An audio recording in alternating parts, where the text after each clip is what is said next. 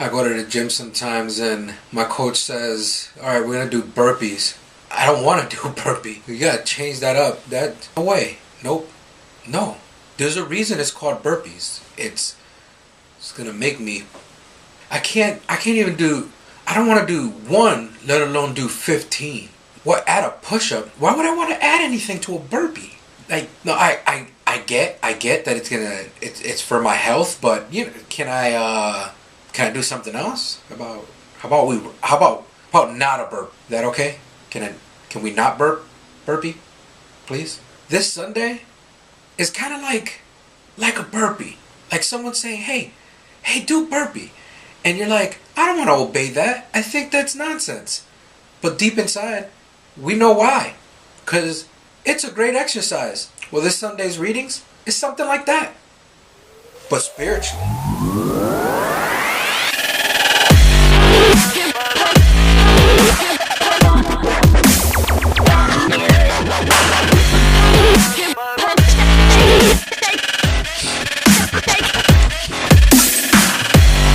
This Sunday's collection of readings is, again, bringing us through the Lenten journey. You know, what is to come. The first reading is pretty simple and clear-cut. The second and third reading require a little bit more background, a little bit more understanding. But let's get right into it. The first reading coming from the prophet Jeremiah. Jeremiah was a bullfrog. I assure you he wasn't. Jeremiah is one of my favorite prophets, mostly because of his passion, his zeal to communicate that there is a hope. And a lot of people don't know that. I love him. Both Isaiah and Jeremiah are my favorite prophets because of the passion that they bring forth. You can read it. You can almost put yourself there. Jeremiah is letting everyone know that there's going to be a new covenant. That this covenant is going to fulfill the old covenant. And he alludes to the laws of Moses. Now, Jesus himself said that I did not come to abolish the law, but to fulfill the law. Jeremiah, prior to Jesus, is saying the same thing, that this new law is going to be written on one's heart. The original written on our heart. It was written on our heart from the beginning of creation, but throughout our journey, throughout the fall of man, through our sinfulness, we started to second guess or recreate. And then we needed a reminder, like we heard at the last reading about the 10 Commandments being presented to us, you know, as a reminder that there is a natural law. There is something natural that is all about loving God with everything and loving our neighbors as we love ourselves. That has been written in us, and because of the fall, it's been diluted and destroyed, and we had to have a physical reminder of the laws that was already kind of created in us. Well, this new covenant is going to go back to almost recreation a little bit. It's going back to our original form or potential, where yes, there is this law that we follow, but this new covenant will put the law in our hearts. And because this law will be in our hearts, people are going to be able to see our Lord through that. Now, I want to let you all know that one of the greatest causes of atheism isn't the fact that people can't prove that God exists or doesn't exist. The greatest is that there are a bunch of people who profess to know God, but unfortunately don't know God. Or there's a lot of people who profess to live for God, but don't live like God. So if there was the greatest cause of atheism, it would be the fact that Christians aren't acting as prescribed. We just aren't. And the reality is if the law is written in our hearts, then therefore we should be models of that law. Am I perfect? No. Do I try my dangness to follow that law? Oh yeah, I do. Let's go to the second reading. The second reading takes more thought. In the days of his flesh, Jesus offered up prayers of supplication and crying. This right here, this reading from the book of Hebrews, is pointing towards his agony, the agony in the garden. In the time of his flesh, the time of his most weakest moment, he cried and supplicated and said, please, if it be your will, take this cup away from me. But not my will, but yours be done. So in the time of his flesh, we know the time of the flesh, because we live it perpetually. There are moments where we're crying out to our Lord and saying, take it away. This is too much. These financial problems, my academic problems, my marital problems, my family problems, these social problems. There are a lot of problems, and we're just kind of like, Lord, take this away. Although he was son, he learned obedience through his suffering. Now this is interesting. The author's implying that Jesus is learning something new. Now, let's make this perfectly clear so that we understand that Jesus is true man and true God. He is 100% man, and he is 100% God, fully divine. Let me read this commentary from the Ignatius Catholic Study Bible, the New Testament edition. Christ, being eternally divine, possessed the fullness of knowledge from the first instant of his conception as man. He was ignorant of nothing, so he could not learn anything new by simple recognition. But there is also knowledge acquired by experience. And in a sense, he learned obedience through what he suffered. Having accepted our weakness, he learned how difficult it is to obey. For he obeyed even in the most difficult of circumstances, even until death on a cross. Let me tell you a story. My son Antonio hates getting dressed and getting undressed. He doesn't like getting undressed because he has this fear of getting stuck. Every time he takes off his shirt, it gets stuck on his head, okay? And he starts to panic. And he's like, I'm getting stuck. And he starts to cry out. And he starts to ask for help. Help, Daddy, I'm getting stuck. My heart breaks. I mean, it's my son. He's crying out for help. Let me go save him from the clutches of this t-shirt. A t-shirt. But sincerely, my heart breaks because anytime my child cries out to me, my heart does. And I sit back and I encourage him. I go, it's okay. I'm right here. Can you hear my voice? He goes, uh-huh. Okay, go ahead and take off the shirt. You can do it. And he struggles through it. And it's not a hard concept, but he's legitimately scared. So I can hear him whining and whimpering and he's crying and he's trying to take the shirt off. And my heart breaks.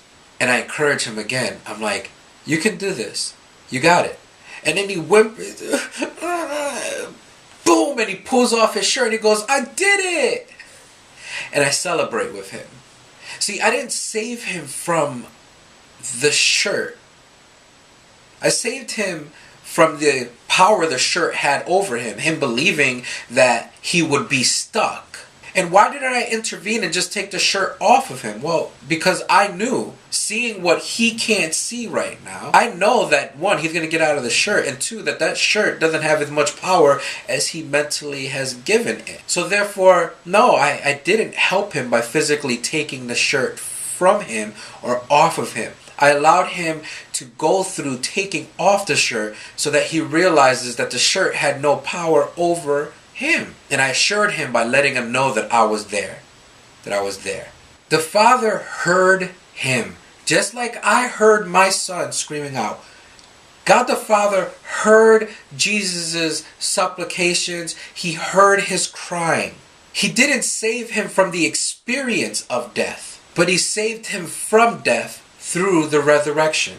Speaking on death, we go to the gospel. The gospel is interesting because we hear about the grain of the wheat. If the grain doesn't get planted and die, then it just remains a grain. But if it dies, it will bear much fruit. Now, we know that when you plant a seed, it goes through a transformative state. That seed eventually dies. It basically decomposes into the dirt. And then that dirt eventually with the seed will grow of a plant. It would bear fruit. Like when you go to a store and buy seeds. You can get the seeds in the little packet. But if we just leave the seeds in the packet, then it would never grow. They're just seeds. I can put a bunch of apple seeds in my hand, but that doesn't necessarily mean I have a handful of apples. But in order to get the fruit in which I desire, I have to relinquish my hold on these seeds. I have to plant these seeds. I have to see them go through a transformative process. So yes, a grain of wheat, unless it dies, will remain a grain of wheat. But when it dies, it will bear much fruit. What does this mean to us is that we have this stronghold on life, right? And we say to ourselves, life as we know it, if we control it, every aspect of it, then we will be free and live a fruitful life. False. If we believe that us controlling our own lives is going to bear much fruit, then we have been lied to. We controlling life is us just holding on to a bunch of seeds. It's when we forfeit that life. This is the paradox of our faith, okay? The poetry, the dramatic poetry of our faith. By relinquishing our hold on our life and submitting it to the will of our Father, then truly will we see the greatest fruit of our life. But as long as we keep holding on to life with the presumption that we can make this life bear fruit from our own strength, we'll forever just be the seeds of life. We can't keep going on thinking that we can control the future, that somehow we can erase the past. In this present moment, the only power that we have is to either submit to the will of God in obedience, or not submit and continue to chase our tails. Now, I don't like doing burpees. I don't like doing any of the exercises that I do. But out of obedience to the person who knows what the benefits are, I follow suit. And it hurts. And it's agonizing. It really does. But at the end of it, I was able to conquer something that I would have normally never conquered unless I gave up. Not gave up exercising, but gave up the stronghold of the mental torture that it was to say to myself that I can't, that I don't like, that it's hard. Life is like that. We will be perpetually bombarded in this life with that mental anguish where we just want to cry out in prayer with loud cries, Lord, just take this from me. I don't want to be a part of this. This hurts. This is agonizing. This is agonizing. This is agonizing. And God keeps responding to us. Listen, in your suffering, I don't want to save you from the experience of this suffering, because this experience is going to bear much fruit. Because I can see things that you don't see. I am God. This is what God is communicating to us. God doesn't work within our time. I say it again and again. God doesn't work within the finite. God doesn't check in at 8 o'clock in the morning and check out at 5 p.m. He's eternal. So what he sees is beyond what we're capable or able to see. I don't know what that experience is for a lot of us.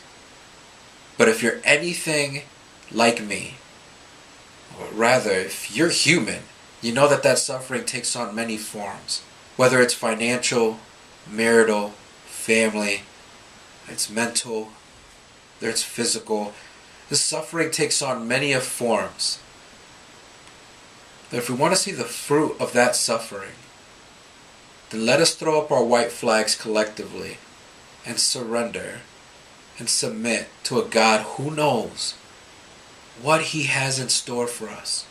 Take those seeds that are in your hand and just finally plant them.